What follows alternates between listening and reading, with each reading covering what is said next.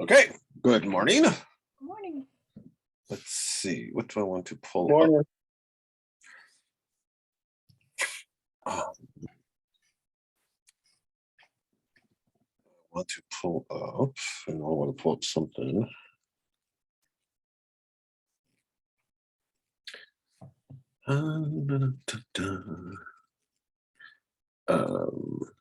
Is this it? Yeah.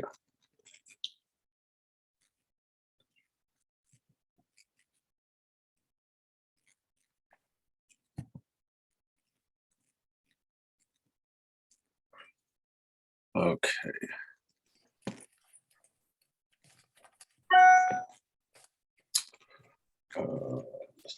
Spin this. And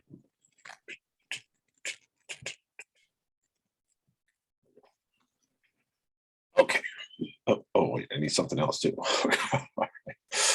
No, wait. This is very tricky with all these computer things. Okay, wait. I gotta do. I have to tell it I need another page. Oh, hi, Bonnie. New window. Okay, good. And then we're gonna make that with a smaller. Call it up. And we're going to. Okay, well, I was looking at my materials. I think this is only going to we're going to be looking at the Amidah, and I think it's only going to take 3 weeks. So we'll see. We'll see how much we get done today, because I want to look at each of the individual prayers, but I also want to look at the structure of the Amidah and see different ways of looking at why the prayers are in the order they're in. Let me just see this. Okay. All right. So let's begin. All right, so the first thing to say is that the Amidah is, of all the prayers that we recite daily, the Amidah has to be considered the most significant. We recite it 3 times a day. It's the Aleinu is in all of the services as well, but really it's the main, the Shema is only in the morning and the evening, and the Amidah is in each one of our 3 services, and of course each of the, all right, stop. On the holidays, the Amidah, we say the Amidah not only in the morning, but it really, the entire Musaf experience consists of the Amidah. So it's pretty clear it's the most significant prayer. And in some ways we could say it's the most, what's the word I'm looking for? It's the paradigm of what prayer is about. And we'll get to that in a moment, how it's the 19 benedictions are structured. But according to Nachmanides, the essence of prayer is petition, is asking God, is presenting our needs before God, and showing our dependency. And that's really what the Amidah is about. It's the Shema, as we saw, was not, the Shema, as we saw, is not asking, it's basically confirming God's place in the world for us. Kilman calls it a coronation ceremony. But the Amidah has elements of request and desires. We express our desires before God. So in that way, it's the most significant. Well, where did it come from? How did it develop? What's interesting is, and I don't have this to pull up, but we looked at, when we were talking about the Shema, we looked at a Mishnah in Tamid, chapter 5, which describes a kind of a proto-service to what we have today. It was a liturgical ritual that it was the priests led in the in the temple. And if you look at it, there's only the only prayers that we have today in the Amidah that are in that order of service, of worship, is the Ritzei blessing, which asks God, please accept our offerings, and the priestly blessing. Otherwise, the Amidah is really a creation of the rabbis of the rabbinic period. Why do we do it? And here's where I'm going to share a, where is it? I'm going to share screen here. Okay. This is from the Talmud, and this comes from Brachot. Reasonable, since it's Brachot are about the blessings and opens with the discussion of the Shema and when do you recite the Shema and when do you recite the Amidah. So obviously by the time of the Mishnah, they were aware, they had already developed this Amidah prayer because it begins by talking about when do you say it. So, but in the Talmud, then they discuss where does it come from, or how did they develop the idea of the Amidah. And so we'll just read through, this is from Steinsaltz's text. It was taught in a Baraita in accordance with the opinion of Rabbi Yossi, son of Rabbi Chanina, and it was taught in a Baraita in accordance with the opinion of Rabbi Yehoshua ben Levi. Okay, these are early rabbis. These are Tanaim, so the Mishnaic period. And the Gemara elaborates. It was taught in a Baraita in accordance with the opinion of Rabbi Yossi, son of Rabbi Chanina. Abraham instituted the morning prayer. As it is stated, when Abraham came to look out over Sodom, the day after he had prayed on its behalf, and Abraham rose early in the morning to the place where he had stood before the Lord. And from the context as well as the language utilized in the verse, because of course, standing before the Lord is the idea of prayer. Rising early is the Shacharit service. The verb standing here means nothing other than prayer, as this language is used to describe Pinchas's prayer after the plague, as it is stated, and Pinchas stood up and prayed, and the plague ended. That's from Psalm 106. Clearly, Abraham was accustomed to stand in prayer in the morning. So that's Abraham. Mincha, where does Mincha come from? Oh, well, that's Isaac. Isaac instituted the afternoon prayer, and Isaac went out to converse. Lasuach basadeh. Now, usually, lasuach can mean to meditate. In the context, it's not clear what he was doing out there in the field. This is right before Rebecca's coming to see him for the first time, and he's out in the field. But the key here is lasuach as a verb can mean, and that's the modern Hebrew. Siach is a conversation. So that's where they're getting conversation. He went out to converse in the field toward evening, and the conversation, siach, means nothing other than prayer. As it is stated, again, they take a verse from Psalms, a prayer of the afflicted when he is faint and pours out his complaint, his sicho, before the Lord. Obviously, Isaac was the first to pray as evening approached at the time of the afternoon prayer. So the afternoon prayer is right before evening. So you have this connection between a word that has to do with prayer, related to prayer in some way, and the time, the time marker is toward evening. That's mincha. Okay, pretty obvious, isn't it? Jacob instituted the evening prayer, as it is stated, and he encountered Vayifga, the place, and he slept there for the sun had set. Now, Vayifga is usually means to alight, to reach, to livgo is to meet, or even sometimes to encounter. That's a better word. Encounter. But in this case, they're talking about encounter in the sense of prayer, like encountering in the spiritual sense. And once again, they find another verse in which the word vayif, or the root of lifga, is connected to worship. And this is from Jeremiah. And you do not pray on behalf of this nation, and do not raise on their behalf song and prayer, and do not encounter me, for I do not hear you. So once again, you have this word tivga, which can be understood as some kind of, if not exactly prayer, but having a conversation, reaching out to God, encountering the divine. And when is it? When the sun had set. Oh, that's nighttime. So Jacob prayed during the evening after the sun was set. So what's going on here? First of all, this is problematic for some commentaries because, wait a minute, you mean we didn't have, Abraham didn't pray Mincha and Mariv? How could you say such a thing? Isaac didn't pray Shacharit? What?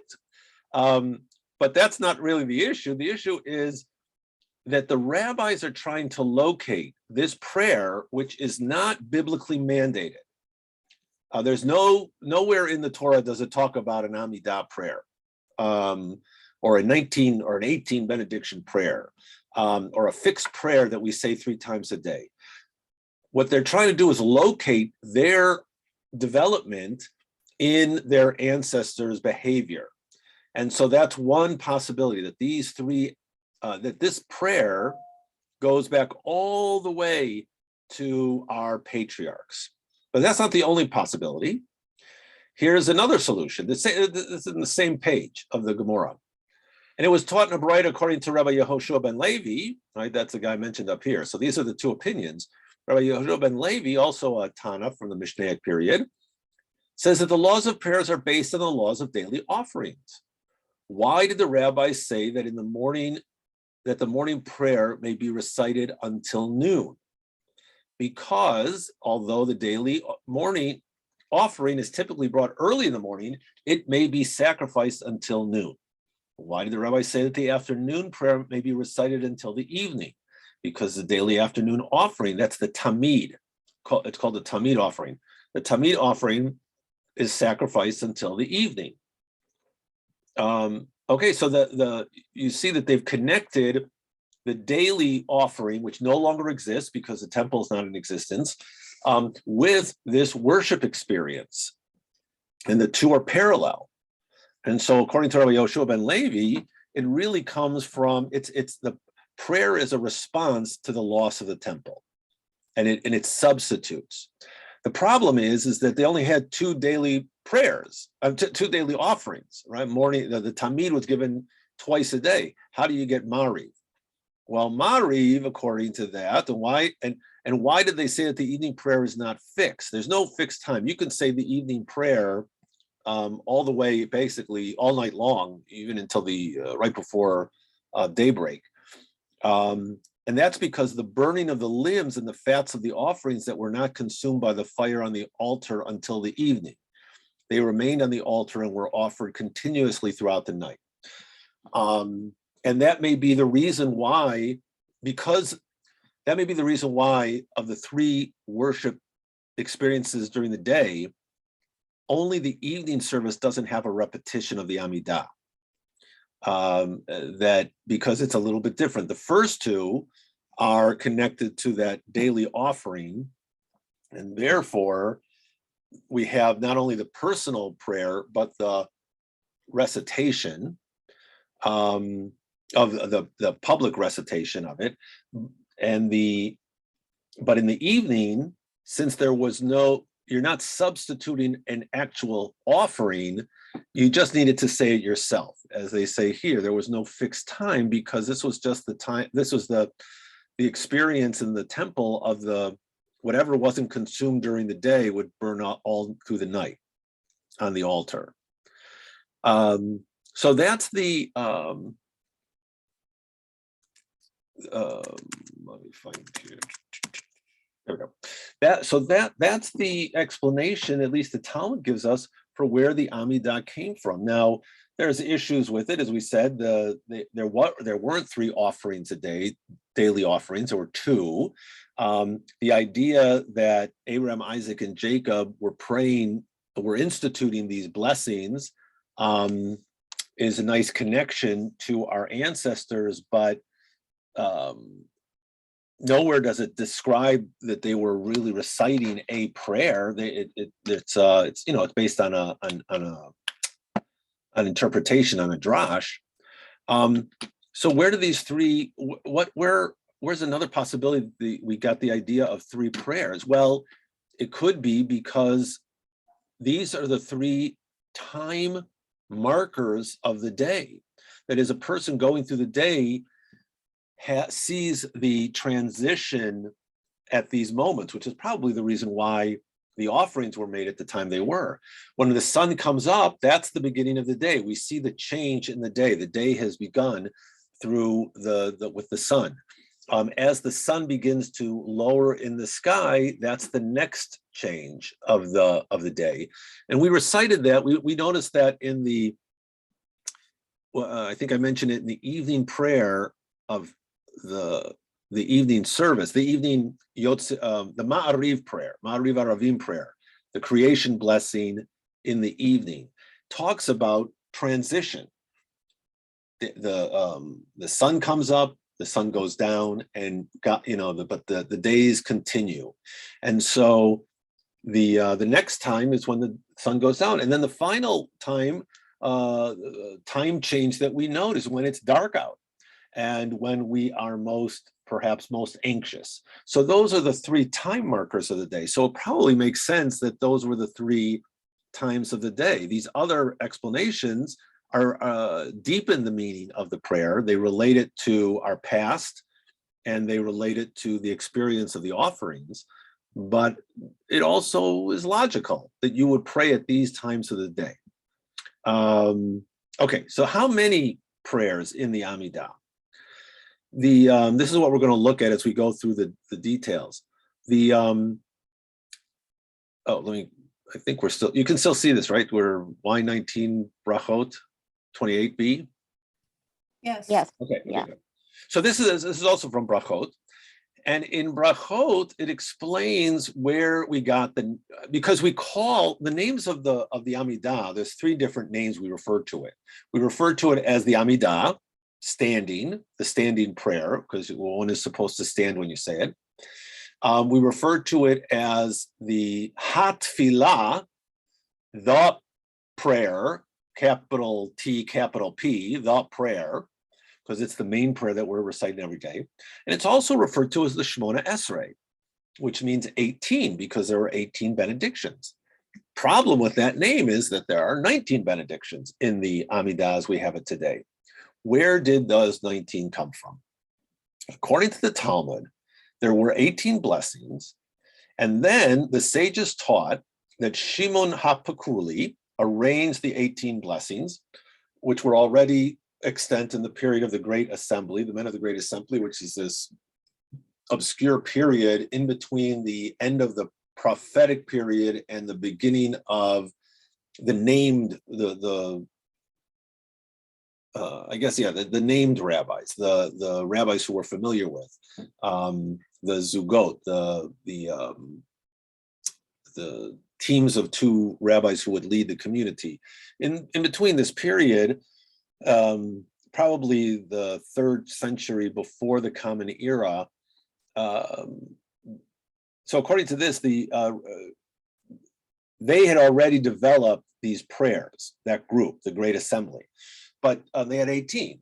But Shimon HaPakuli arranged, he arranged the 18 blessings before Rabban Gamliel in order in Yavne. Yavne is post the destruction of the temple. So according to this teaching, there was something, the Amidah existed before the destruction of the temple, but there were 18 blessings, and Shimon HaPakuli did something. He arranged them, maybe he edited them after when they were reconstituted in Yavne. Due to the prevailing circumstances, there was a need to institute a new blessing directed against the heretics. It wasn't just the heretics, it was also those Jews who were informing on other Jews. So they needed a malediction. It's not a benediction, it's a malediction. It's an attack, it's a curse on those who would inform on their fellow Jews. And Rabban Gamliel, according to this narrative, said to the sages, is there any person who knows to institute the blessing of the heretics? Now he says here, a blessing directed against the Sadducees. I am not sure that's what the blessing was. That wasn't supposedly against the Sadducees in particular. It could have been against the Christians. It could have been against the new Christian, the developing Christian sect, which remember they were Jews who believed that Jesus was the Messiah, and they were opposed to the rabbis. So that was and they were also becoming influential to some extent. Certainly, a couple of centuries later, they were very influential in attacking Jews as the Roman Empire became Christian. But according to this story, this is before all of that. So he says the Sadducees. I don't think that's correct. I think it's either the Christians or those Jews who were informing on other Jews. And unfortunately, during this time, there were Jews who were willing to stand with the Roman Empire and were opposed to the rebellion. And there were Jews who were rebelling for independence. So anyway, Shmuel HaKatan, who is the same guy as Shmuel HaPakuli, and Katan here is, Pakuli, according to Rashi, means he was a merchant, he was a textile salesman, and he sold cotton. That's according to Rashi. So Shmuel HaKatan, it could be that it's based on the fact that he sold cotton, because katon, I think, is the term that you find in these texts for cotton or something, or a textile like cotton. But also Shmuel HaKatan, because he was supposed to be so modest, and they didn't want a firebrand to create this malediction. They wanted a very modest person. So he was, and it says he's one of the most pious men of that generation. He stood up and he instituted this 19th blessing, which is a malediction. Now, the problem with this story, with this narrative, is that we have that now, with the discovery of the Geniza, which had, the Geniza was this in the synagogue in Egypt, the great synagogue, very dry climate. It was a good. They put all of their. Anytime somebody would write something in Hebrew, it's like today too. Even though you don't have to save, laundry lists that are written in Hebrew. They saved a lot of stuff, and they just put it up in their attic, and there are tens of thousands of documents and fragments. In fact, I believe that after 100 years, they still haven't looked at all of the fragments. That's how many there were. And some of these were amazing. You have letters from Maimonides with his signature. You have texts that were lost over the centuries, and they were able to reclaim some different wordings, different manuscripts of texts. And they also found prayer books. And a lot of the material is from the Palestinian Jewish community, because it's right next door to Egypt. And in some of these different types of Sidurim or pieces of Sidurim, they have found, even into the early Middle Ages, there were liturgies that had 18 benedictions, including the benediction of the malediction against the heretics. So it's to say that this is where the 19 came from, that there were 18 and then they added this malediction, is kind of hard to square with the fact that you have early fragments of prayer books that have only 18, but they're including the malediction. What it seems to be is that they've the last two benedictions that we have, the one about the David's throne in Jerusalem, are combined. That was just one blessing, and at some point those were split. So it's not clear how it ended up with 19. Although my theory has always been, I think I've taught this, that the 18 benedictions ended with the Modim prayer, where we say thank you and we take our leave. It's significant. First of all, you say thank you at the end of somebody listening. Secondly, and we'll get to that in a moment. Secondly, I think it's very significant that the only two times that we bow in the Amidah is at the very beginning, the first blessing, at the beginning of the blessing and the closing. And then we bow again at the 18th benediction at the beginning and the closing. But the 18th benediction, the Modim, does not begin with Baruch Atah. It begins with Modim. Now, there are attempts to square that with some Aramaic words that also seem to mean to bow, but it doesn't say Baruch Atah. It doesn't have that formula, and yet, nevertheless, we're bowing. It seems to me that we're bowing because that's the end. We bow at the beginning, we bow at the close, and then the Shalom prayer, as I mentioned in the Tamid section of that proto service during the temple times, there was the priestly blessing, which ends on the word shalom. And then it would be a continuation of that priestly blessing in the Amidah, in which we would ask for peace. And that's another teaching of the rabbis, that we finish all our significant prayers with a request for peace. The Kaddish ends with Osei Shalom. The Birkat Hamazon closes with Shalom. So all of these significant prayers end with Shalom. They're not really part of the blessing itself. And we'll get to it as we go through in a moment, as we go through the structure. Shalom is more of it's more of an addendum to the prayer service. It's not a thank you. It's asking for something again. It's a petition. So how could that be in the closing thank you prayer? So that's probably it. Now, the reason why I mentioned is that was always my intuition. And then I was listening to Rabbi Dr. Reuven Kimmelman, who we used extensively when we talked about the Shema and his explanation of the liturgy. And he said the same thing. So I said, clearly great minds think alike. And I'm so glad that my teacher, because he was a teacher of mine at Brandeis, and he's still teaching, it was his theory. And of course, his is more than just an intuition. His is based on his study of rabbinic texts. So and that seems to be it, that there were really 18 blessings, and the blessings may have changed here and there a little bit, but the Shalom blessing was the closing, was this addendum to the 18. Okay, so how is the Amidah structure? And we're going to begin by looking at the traditional way, not by the way Dr. Kilman understands it, and not by, I think his name is Leon Liebrecht, Larry Hoffman, another terrific scholar of liturgy. He teaches at Hebrew Union College.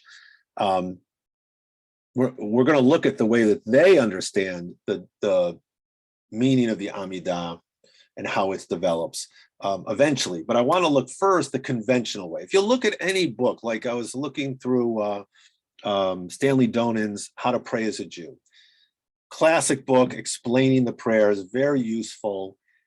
And he shares this understanding of how the Amidah is structured. And we'll see the reason why we were going to look at Liebrecht and Kimmelman's approaches, because there's weaknesses in this, but this is what tradition tells us. Again, in Brachot, we have this section, as Rabbi Hanina said, during the first three blessings, one is like a servant who arranges praise before his master. During the middle blessings, one is like a servant who requests a reward from his master. And during the final three blessings, one is like a servant who already received a reward from his master and is taking his leave and departing. So that's the structure. That's the, we come before God and we say, God, you are so awesome. And there are three blessings which describe God's, why we're praying to God. That's the first three blessings of the Amidah. And then we go through our petitions, and there are 13 requests. Everything from, as you know, from wisdom and tshuva to health to bringing the Jewish people back together, and the Messiah, and listening to prayer. And then after we've gone through that, we have three final blessings in which we say, thank you, and we take our leave. And that's how, you would ask for anything. You would tell the person why you're asking for, why, how wonderful they are that you're coming to ask for something. You ask for the thing, and then you say, thanks. Thanks for listening. I hope you'll fulfill my requests. Another passage, and this is from Sefer Devarim. This is a early midrashic compilation, sometimes referred to as halachic midrash, because a lot of it deals with halachic decision making, as opposed to just kind of trying to explain or interpret the narrative more deeply. And this is on the book of Deuteronomy, and it points out how prayer works. When Moses began to pray for the needs of Israel, he began with praise of God. It is comparable to a person who has been hired to advocate for one in court. He does not begin by mentioning the man's needs that he's defending, but first he praises the king or the judge who he's coming before. Happy is the world in his sovereignty. Happy is the king's judgment. The sun shines upon him, the moon as well, and everyone praises him. After this opening, the advocate begins his plea, and then he concludes with more praise of the king. So too, Moses began with praising God before presenting Israel's needs. And this was in the closing song in Deuteronomy. And then he says, it's not just Moses. David and Solomon followed the same pattern. And the Shemona Esrei, which was instituted by the early prophets, begins with praise, then makes requests, and concludes with the Modim prayer. Here again is more evidence that the conclusion of the Amidah was probably the Modim prayer. But here we have a different approach. So the approach is simply the focus of the Amidah is petitioning, requesting from God, and there's a way to do it. There's a formula. You praise God, you make the request, you take your leave. And it's very structured as well. You have the 3 opening blessings, praise, 13 requests, 3 closing blessings as you take your leave. And that structure is followed throughout the liturgical year. Even on Shabbat and holidays, when we don't make these requests of God, we don't petition God on these days, we open with the 3 blessings of praise. We continue with a prayer focused on the experience, Shabbat or the holiday, Rosh Hashanah, whatever it is. And then we say that the 3 closing blessings are always the same. we keep those as well. So you have this structure, 3, 13, 3, or 3, 1, 3 on a holiday, and that's the pattern.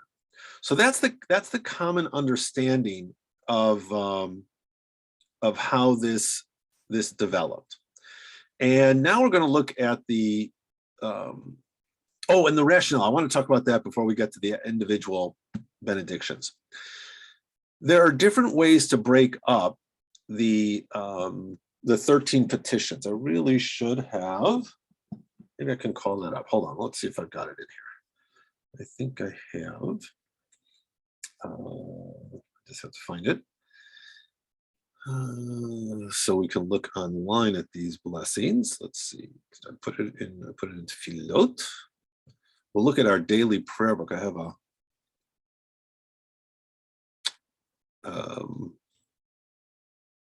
should have Surya, Sidur, Surya. There we go. Israel Shacharit. Okay, let me just open up and find the right page. Let's see, what page is in the morning? It's 70. What page are we on? We'd say the amount. 74, maybe. 74, yeah. Okay, yeah. 40. 52. Okay, almost there. So 60. Come on. All right. Let me switch now. Okay, so I'm going to stop share, and then I'm going to screen share.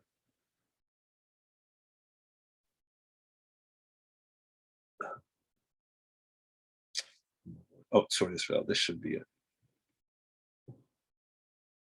Do you see just the Tzur Yisrael?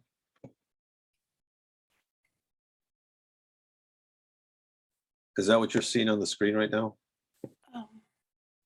Morning Amidah? Yeah. Okay. Morning, Amidah. Yeah, okay, good. Let me make it a little bigger. Okay. So here's the first three, but I want to get to the middle parts first. Okay, so okay, so we start with this one, Atah chonein la'adam da'at. We start with a prayer about wisdom, a request for wisdom. Then we go to, let me go to English. Then repentance, forgiveness, slicha, geula, redemption, then healing, then blesses the years, but that's prosperity, really about, prosperity, sustainability. Then we have one on bringing together the dispersed remnants of Israel, justice, righteousness and justice, destroyer of our enemies, there's a malediction.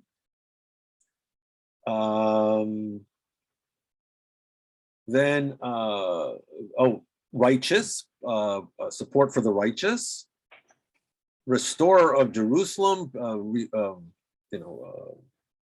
building up, renewing Jerusalem, bringing back a descendant of David, that is the Messiah, and prayer, and you who listen to prayer.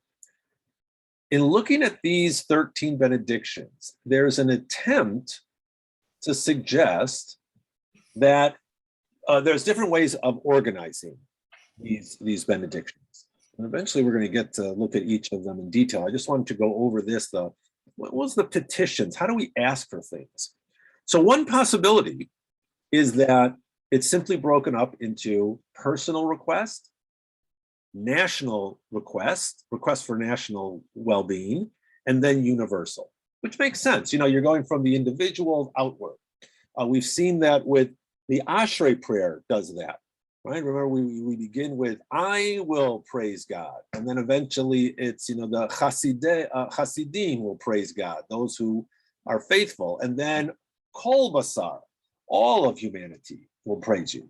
Here too, you have personal requests. First one is intelligence, wisdom. That's really discernment, the ability to discern right from wrong and distinguish between good and evil. The next one is tshuva. Again, that's a personal need, right? That each of us need to hope that we can do tshuva and that God will forgive us when we don't. Slicha. Oh, let's go to the English here. Forgiveness, right? Okay. And then redeemer. Now, redemption, usually we talk about it here in the Goel, usually it's about national redemption, but there's a sense here that this would also be personal, my personal struggles, problems, and asking God to take note of my personal suffering. Then, of course, you want healing. Healing is a request for a personal need. Prosperity. So these are all things that the individual needs. Then we go into national. We want, the Jewish people are dispersed throughout the world. Please bring us together and unite us. And when you unite us, may it be a place of justice. May the land of Israel be, may we be judged fairly and bring back the judges of old, who can judge us fairly, wipe out our communal enemies, support and strengthen the righteous among us, and then restore Jerusalem. Okay, so now we have a number of blessings about national needs. And finally, even though it talks about David, the Messiah is universal, right? We have a universal request that the world should live in peace once the belief in the Messiah coming, and universal harmony. And of course, prayer is also a universal need. Okay, so that's one way of looking at it. The other possibility is that we begin with spiritual needs. Here we go. So it's possible that it's broken up this way. First is this spirituality we need for the individual, within the individual. We need to be able to discern right from wrong. And then once we can discern right from wrong, we know that we have done wrong. And so we repent. And then once we've repented, we know that, I mean, we still haven't gotten out of gotten free of our punishment. So we ask for forgiveness. And finally, redemption. Maybe we be saved for the future. So it's kind of these four are spiritually oriented. Then we move into more practical, more material needs. Healing, it's our body. Prosperity, once again, it's our person, our body that we need this. So we move from the spiritual, the soul, to the body. So that's psychological and spiritual well-being to material, national regeneration. Once each of us individually are whole, then we can focus outwardly towards our community. And that's, again, bringing the people of Israel together, uniting us, justice, which includes punishing the wicked and rewarding the righteous. Again, along with national regeneration, we want the restoration, the renewal of Jerusalem, and then eventually the whole universe.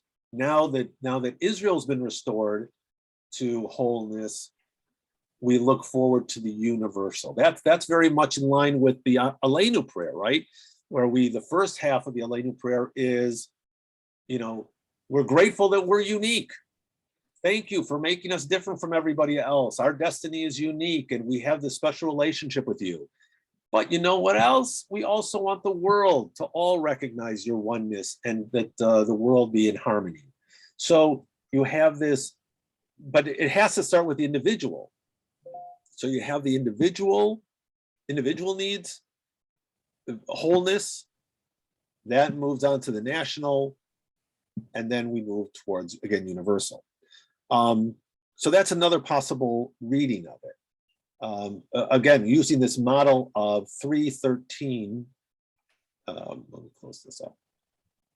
3:13:3, that those middle blessings take us on a journey, and we don't just ask things helter skelter. If you remember the Avinu Malkeinu, there's like no order to the Avinu Malkeinu. We just there's a bunch of things we're asking for, all helter skelter.